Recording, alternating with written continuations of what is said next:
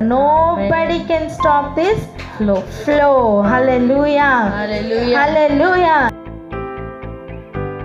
మనం పడిపోకుండా జాగ్రత్త పడమని వాక్యం చెప్పిన సత్యం నిన్నటి దినాన్ని మనం చూసుకున్నాం. ఎలా మనం పడిపోతాం అని దృష్టాంతములుగా మనకు ముందున్న వారిని పెట్టారో గుర్తుందా? సనగడం వలన. సనుగుడు ఆ రోజు ఎందుకు పుట్టింది? ఏదైనా ఇవ్వడం ఆలస్యమైనప్పుడు, ఇది లేదు అది లేదు అని చెబుతున్న సమయం సనుగుడు పుడుతుంది. అంతేకాదు, సనుగుడు ఇంకెట్టి సమయాల్లో పుడుతుందో చూడండి. మన ప్రాణానికి కావలసినవి ఏవైనా తక్కువైతే వాటిని బట్టి సనుగుడు స్టార్ట్ అవుతుంది. ఒక్కొక్క దినం ఒక్కొక్క పరీక్ష ఉంటుంది. అటువంటి సమయం సనుగుడు ఉండే అవకాశం ఉంటుంది. పితరుల వలె పడిపోకుండా ఉండాలంటే నిలబడిన వారిని సూచనలుగా చూడాలి. నిలబడిన వారు సాక్షి సమూహంగా ఉన్నారు. రెండు మన ఎదుట పెట్టుబడి ఉంది. అటు నిలబడి సాక్షి సమూహంగా ఉన్నవారు ఉన్నారు, ఇటు పడిపోయిన వారు ఉన్నారు, సనిగి పడిపోయిన వారు ఉన్నారు. ఏ మార్గంలో వెళ్తావు? నీ హృదయంలో ఉన్న ఆశను బట్టి నీ జీవితాన్ని కొనసాగించుకోమని దేవుడు మనందరికీ కూడా ప్రతిదినమును అనుగ్రహిస్తున్నారు. జాగ్రత్త కలిగి, జ్ఞానం కలిగి, బుద్ధి కలిగి సరి అయిన మార్గంను ఎన్నుకొని ముందుకు వెళ్దాం. ఇంతకాలం సనిగి కొనిగిన అనుభవాలు ఉండవచ్చు. ఆయన ఎదుట క్షమాపణ అడిగితే దోషమును పరిహరిస్తానని చెప్పిన దేవుడు ఖచ్చితంగా పరిహరిస్తారు. సమయం అయిపోయిన తర్వాత ఏ దోషము కూడా కడిగే అవకాశం లేని కాలంలో మనం ఏమీ చేయలేం. పశ్చాత్తాప పడలేం. ధనవంతుడు చూడండి, వేదన పొందుతున్న స్థలం నాకు వెళ్ళి పశ్చాత్తాప పడినను అవకాశం ఉందా? లేదు. అదే రకంగా భూమి మీద ఉన్న ఈ సమయమే తండ్రిని సంతోషపెట్టుటకు ఇవ్వబడిన సమయం. హల్లెలూయా. మరి ఇలా ఉన్న జీవితం, నిలబడుతున్న జీవితం ఉన్నప్పుడు ప్రభు ఒక మాట చెప్తూ ఉన్నారు. అక్కడికి వెళ్దాం. జకర్యా గ్రంథం 3వ అధ్యాయం 7-8 వచనాలు కలిపి చదువుదాం. 7-8. జకర్యా గ్రంథం 3వ అధ్యాయం 7-8 వచనాలు. హల్లెలూయా. సైన్యములకు అధిపతియగు యెహోవా సెలవిచ్చినదేమనగా, నా మార్గములలో నడుచుచు నేను నీకు అప్పగించిన దాన్ని భద్రముగా గైకొన్న ఎడల నీవు నా మందిరము మీద అధికారివై నా ఆవరణములను వాడవగదువు. మరియు ఇక్కడ నిలువబడు వారికి కలిగినట్లు నా సన్నిధిని నిలుచు భాగ్యము నీకిత్తును. ప్రధాన యాజకుడవైన యెహోషువ, నీ ఎదుట కూర్చుండు నీ సహకారులు సూచనలుగా ఉన్నారు. నీవును వారును నా మాట ఆలకింపవలెను. ఏదనగా చిగురు అను నా సేవకుని నేను రప్పింపబోచున్నాను. హల్లెలూయా. రోజు కొన్ని కీలకమైన విషయాలను మనం ఇందులో నుంచి గ్రహించి ప్రార్థనలోకి వెళ్దాం. హృదయాలను సిద్ధపరచుకుందాం. ఆయన మార్గములలో జాగ్రత్తగా నడుస్తూ ఆయన అప్పగించిన దాన్ని భద్రంగా కనుక కైకుంటే అప్పుడు నా మందిరంలో నువ్వు అధికారివై ఏం చేస్తావు అంటున్నారు? ఇక్కడ నిలుచున్న వారి వలె నా సన్నిధిని నిలుచునే భాగ్యం నీకు ఇస్తానని చెప్పారు. అలా నిల్చున్న తర్వాత చెప్తున్న మాట ఏంటట? ప్రధాన యాజకుడువైన యెహోషువ, నీ ఎదుట కూర్చుండు నీ సహకారులు ఎవరు నీకు సూచనలుగా ఉన్నారు. నీ ఎదుట కూర్చుండు వారు నీకు సూచనలుగా ఉన్నారు. పలకండి అన్నమాట. నీ ఎదుట కూర్చున్న వారు సూచనలుగా ఉన్నారు. నువ్వు ఎప్పుడెప్పుడు ఏమేం చేయాలో, నువ్వు ఎప్పుడెప్పుడు ఎలా కదలాలో నీ ఎదుట కూర్చుండు వారు నీకు సూచనలై ఉంటారు. హల్లెలూయా. నీ చుట్టూ జరుగుతున్న పరిస్థితులు, నీ చుట్టూ జరుగుతున్న ప్రతి విషయం నీకు గ్రహింపులోనికి రావాలి అంటే నువ్వు సూచనలు చూడాలి. అవి ఎవరిలో కనిపిస్తాయి అంటే నీ చుట్టూ కూర్చుండు వారిలో కనిపిస్తాయి. నాకు తెలీదు ఈ మాటలు ఎంతమందికి అర్థమవుతున్నాయో. కొన్ని ఎగ్జాంపుల్స్ చూడండి, అప్పుడు అర్థమవుతుంది.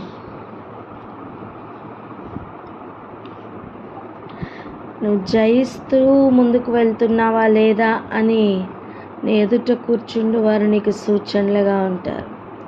నువ్వు ఓడిపోతున్నావా అని నీ ఎదుట కూర్చుండు వారు నీకు సూచనలుగా ఉంటారు.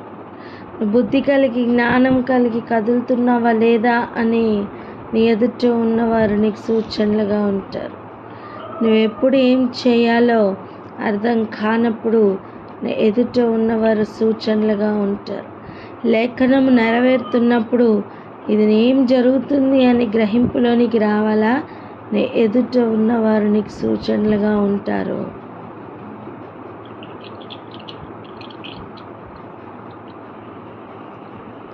ఎంతమందికి అర్థమవుతుంది? హల్లెలూయా. హల్లెలూయా. చూడండి, నిరాకడకు యుగ సమాప్తికి సూచనలు ఏంటి అని శిష్యులు అడిగినప్పుడు ప్రభు ఏమేమి చెప్పారండి? ఏమేమి చెప్పారు? ఎవరును మోసపుచ్చకుండా చూసుకోమన్నారు. ఇప్పుడు మోసపుచ్చుతున్నవారు అనేకులుగా ఉండి మోసపోతున్నవారు అనేకులుగా ఉన్నారనుకో, వాళ్ళందరినీ చూసినప్పుడు నీకేమర్థం అవ్వాలి? నేను మోసపోకూడదు అని అర్థం అవ్వాలి. రెండవది, ఆయన దేని కొరకు సూచనగా చెప్పారు? రాతి మీద రాయి నిలబడకుండా ఆయన రాకడకు సూచనలు ఏవేవైతే చెప్పారో అవన్నీ కూడా ప్రారంభమైనాయని మనకు అర్థం అవ్వాలి. సో ఆ ప్రతి మాట ఎవరిలో నెరవేర్పు కనిపిస్తుంది? మనుషులలో నెరవేర్పు కనిపిస్తుందండి. యుద్ధములు యుద్ధ సమాచారములు నువ్వు వింటావు అన్నారు. యుద్ధములు యుద్ధ సమాచారములు ఎవరిలో నెరవేరుతాయి? ప్రజలలో నెరవేరుతాయి. అవి నెరవేరుతున్నప్పుడు అది సూచన. దేనికి సూచన? రాతి మీద రాయి ఒకటైనను నిలబడదని, నీ రాకడకు యుగ సమాప్తికి అని వారు అడిగిన ఆ 3 విషయాలకే కూడా ఇవి సూచనలుగా ఉంటాయి. మనం గుర్తుపట్టాలి అప్పుడు. ఓకే, ఆ రోజు ప్రభు ఇలా చెప్పారు కదా, ఇలా జరుగుతుంది, సో నెక్స్ట్ ఇది జరుగుతుంది అని అది సూచన మనం గుర్తుపట్టినప్పుడు మనకు అర్థమవుతుంది. జ్వరం వచ్చేటప్పుడు ముందు ఒళ్ళు వెచ్చబడడం, కళ్ళు మంటలుగా ఉండడం, ఇటువంటివి కొన్ని సూచనలు ఉన్నాయి కదా. నీరసంగా ఉండడం, అది వచ్చినప్పుడు నాకేదో అవుతుందని టెన్షన్ పడతామా? ఏం అవుతుందని కొంచెం ఆలోచన చేసుకొని గుర్తుపట్టి ఓకే నెక్స్ట్ ఇలా అవుతుంది అని దాని ప్రకారం మనం మందులు తీసుకోవడమో లేదా ముడుచుకుని పడుకోవడమో చేస్తాం కదా. నీ సూచన నువ్వు గుర్తుపట్టినప్పుడు నువ్వేం చేయాలో నీకు అర్థమవుతుంది. పలకండి మాట. నీ సూచన నీవు గుర్తుపెట్టినప్పుడు నువ్వేం చేయాలో నీకు అర్థమవుతుంది. హల్లెలూయా. ఖచ్చితంగా ప్రభువారు ఆయన ప్రవక్తలకు చెప్పకుండా ఏది చేయరు అనేది సత్యం. నా స్నేహితుడికి నేను చెప్పకుండా చేస్తానా అని చెప్పిన మాట సత్యం. ఆయన ఎప్పుడో చెప్పే ఉంటారు, ఆల్రెడీ పలికే ఉంటారు. ప్రతి ప్రవచనం కూడా గుర్తుందా? ఆయన ముందుగా పలికించి తర్వాత దానిని ఎలా నెరవేర్చారో జ్ఞాపకం ఉందా? ప్రవచనం పలుకుతున్నప్పుడే ప్రకృతిలో స్పేస్ ఏర్పడుతుంది. ఆ మాట పలుకుతారా? ప్రవచనం రిలీజ్ అయినప్పుడే ప్రకృతిలో స్పేస్ ఏర్పడుతుంది. ఆమేన్, ఆమేన్, పలుకుతున్నప్పుడు ప్రకృతిలో స్పేస్ ఏర్పడుతుంది. ఆమేన్. అలా ఆ స్పేస్ ఏర్పడిన తర్వాత అది నెరవేర్పులోనికి రావడానికి ముందు కొన్ని సూచనలు ఉంటాయి. ఆ సూచనలు చూసినప్పుడు నీకు గుర్తుపట్టాలి, అన్నీ నీ కొరకేనా అంటే నీ కాలంలో జరగబో వాటి గురించి నీకు ప్రభు సూచనలుగా ఉంచుతారు. ఇక్కడ ప్రధాన యాజకుడైన యెహోషువకు ఆయన ఇస్తున్న హింట్ చూడండి. నీ ఎదుట కూర్చుండు నీ సహకారులు సూచనలుగా ఉన్నారు. ఇంకొక మాట, ఈ ప్రధాన యాజకుడైన యెహోషువ ఇదంతా కూడా ఎప్పుడు జరుగుతున్నవి, ఏ కాలంలో జరుగుతున్నవి అంటే జకరియా గారు ప్రవచిస్తున్న టైం. అంటే ఎప్పుడు? మందిరపు పనులు ఆగిపోయిన టైం. హెజ్రాలో మనం చదువుతూ ఉంటాం, మందిర పనులు ఆగిన టైంలో జకర్యాను హగ్గయి వచ్చి ప్రభు సెలవిచ్చినదంతా ప్రజలకు తెలియచేసిన తర్వాత వారు ఇక ఎన్ని ఆటంకములు వచ్చినా మందిరపు పని ముందుకు కొనసాగించినట్టుగా చూస్తున్నాం. మరి ఇక్కడ నా మందిరం మీద అధికారివై ఉంటావు అని చెప్తున్నప్పటికీ మందిరం పూర్తయిందా? అవలేదు. మందిరం, మరి ఏ మందిరం గురించి ఆయన చూపించి చెప్తున్నారు? హల్లెలూయా. ఇంకా చూడండి, ఈయన చెప్తున్న కాలమేమో ఆల్మోస్ట్ ఒక నెబుకద్నెజర్ రాజు చెర పట్టుకుని వెళ్ళి మళ్ళా కోరేష్ రాజు వచ్చి అందరూ జీవం కలిగిన మీ దేవుణ్ణి ఆరాధించుకోవడానికి మందిరం కట్టుకుని వెళ్ళిపోండి అని చెప్పిన ఆజ్ఞ జారీ చేసిన కాలంలో జరిగిన విషయం. కానీ ఇదే యెహోషువకు ప్రభు చెప్తున్న మాట చూడండి, రాబోతున్న కాలంలో జరుగుతున్న ఒక విషయాన్ని జ్ఞాపకం చేస్తున్నారు. నీవును వారును నా మాట ఆలకింపవలెను, ఏదనగా చిగురు అను నా సేవకుని నేను రప్పింపబోచున్నాను. ఈ చిగురు ఎవరండి? యేసయ్య. నేను రప్పింపబోచున్నాను. ఎన్ని వందల సంవత్సరాలకు ముందే చెప్తున్నారు? ఇంచుమించు 500 సంవత్సరాలకు ముందే మాటను చెప్తున్నారు. చిగురు అను నా సేవకుడిని పంపిస్తా, చిగురు అనే నా సేవకుడిని నేను రప్పిస్తా. మీరు అప్పుడు జ్ఞాపకం చేసుకోవాలి. మీరు అప్పుడు ఏం చేయాలి? జ్ఞాపకం చేసుకోవాలి. అప్పటికే వీళ్ళ లైఫ్ స్పాన్ తగ్గిపోలేదా? ఆది కాండంలో మొదట్లో బ్రతికిన వారికి 900 పైనే ఆయుష్ ఉండేది. కానీ ప్రభు తగ్గించిన తర్వాత తగ్గుతూ వస్తుంది. మరి చిగురు అని సేవకుని ఎప్పుడు రప్పిస్తారు? ఇవన్నీ యెహోషువ ఎప్పుడు చూడాలి, ఎక్కడ చూడాలి? అంటే మన ఆలోచనలు చాలా లిమిటెడ్ టైంతో సంబంధించి ఉంటాయి, కానీ ఆయన ఆలోచనలు చాలా ఉన్నతంగా ఎన్నో యుగాలకు సంబంధించిన ప్లాన్ అయింది. హల్లెలూయా. హల్లెలూయా. నువ్వు ఆహారం సంపాదించుకునే సమయం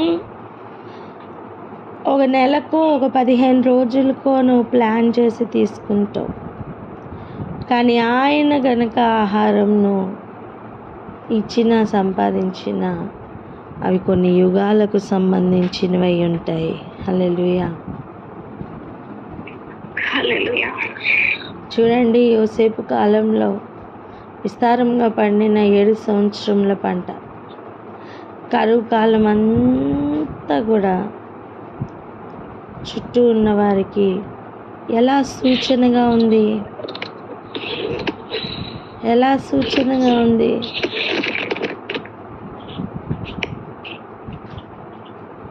అలా ప్రతి ఏరియాలోనూ కూడా ఎటు కదలాలి, ఎలా కదలాలి అని ప్రభు సూచనలు చూపిస్తారు. అటువంటి సమయం చిగురు అను నా సేవకుని రప్పిస్తున్నాను అని చెప్తున్నప్పుడు ఇంచుమించు ఒక 500 సంవత్సరాల తర్వాత రాబోతున్న యేసు ప్రభు గురించి ప్రభు ఈ కాలంలోనే మాట్లాడుతున్నారు. మాట చెప్పనా, ప్రభు దర్శించిన ప్రతిసారి యేసు గురించే చెప్పేవారు.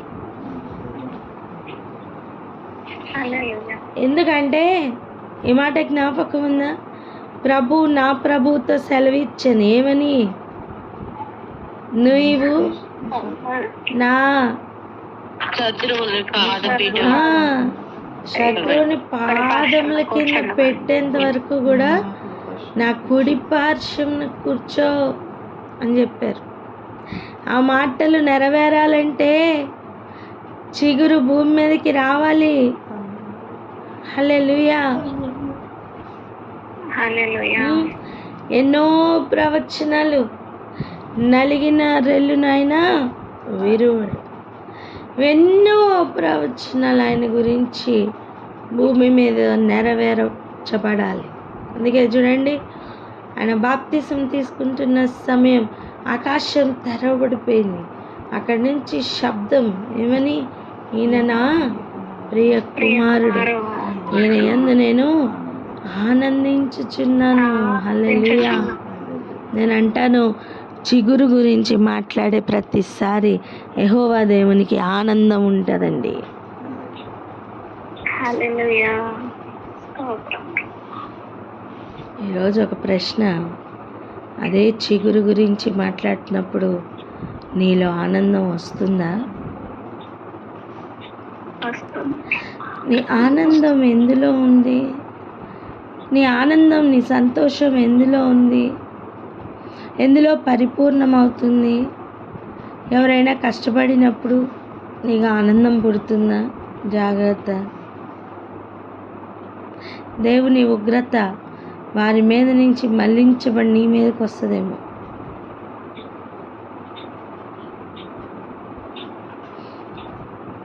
మన ఆనందం ఎందులో ఉంది?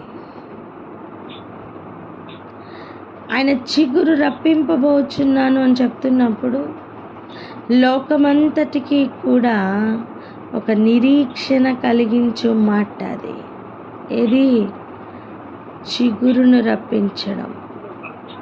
హల్లెలూయా. ముందున్న తరాలకు తర్వాత ఉన్న వారికి అందరికీ కూడా సరిపోయే రక్తం అది, వెళ్ళ చెల్లించిన రక్తం అది. హల్లెలూయా. నీ చుట్టూ కూర్చుండు వారు నీకు సూచనలై ఉంటారు. ప్రభు గురించి, వాక్యం గురించి నీకు అర్థం కాని సమయం నీ చుట్టూ ఉన్న వారి గురించి ఆలోచించు, నీకు అర్థమవుతుంది. ఆయన ఔన్నత్యం నీకు అర్థమవ్వాలా? నీ చుట్టూ కూర్చున్న వారిని గమనించు. ఆయన కృప నీకు అర్థమవ్వాలా? నీ చుట్టూ కూర్చుండు వారిని గమనించు, సమయం తీసుకో. అపహాసకులు కూర్చున్న చోటని కూర్చోకు. ఇవన్నీ ధ్యానించడానికి సమయం సరిపోదు కదా, ఒక జీవితం కూడా చాలదు కదా. దయచేసి అర్థం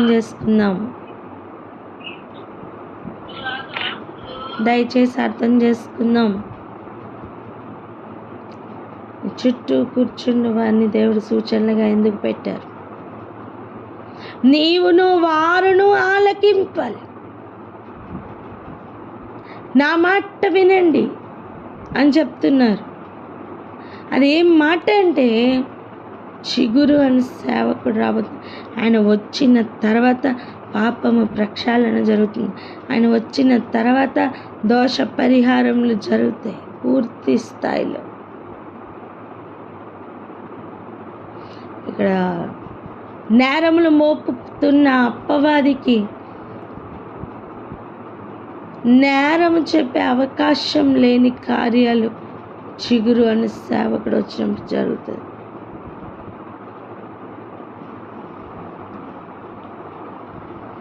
మందులు ఉన్నాయండి, మనం వేసుకోవట్లేదు, తగ్గుతుందా?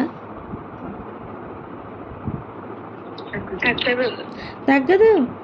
అదేవిధంగా చిగురు అని సేవకుడైన యేసు ప్రభు గురించి తెలిసి ఉండొచ్చు నీకు, కానీ నువ్వు ఆపాదించుకోకపోతే అది నీకు పని చేయదు. యేసు రక్తం అని ఎంత పాడినా పలికినా ఆ రక్తమును బట్టి దోషములు పరిహరించబడతాయి కదా. ఈ కార్యాలన్నీ కూడా హృదయంలో జరగకుండా ఏ వాక్కు కూడా ఫలించదమ్మా. ఎలాగైతే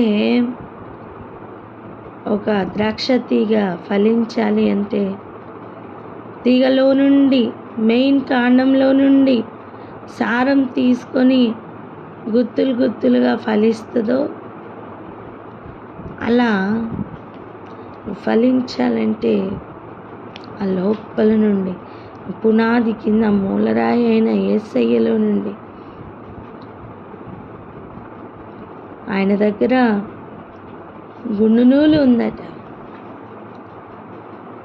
ఆయన లెక్క ప్రకారం మన జీవితాన్ని కట్టుకోవడానికి ఆయన చుట్టూ ఉన్న వారిని సూచనలుగా ఉంచారు. ఇంతకంటే ఏం చేయాలి? ఇక జాగ్రత్తగా కట్టమనే కదా అర్థం, జాగ్రత్తగా కట్టుకోమనే కదా అర్థం. ఇక్కడ ఆగి ఈరోజు ప్రార్థన చేసుకుందాం. దేవుడు నీ చుట్టూ ఉంచిన సూచనలను నువ్వు గుర్తుపట్టాలి.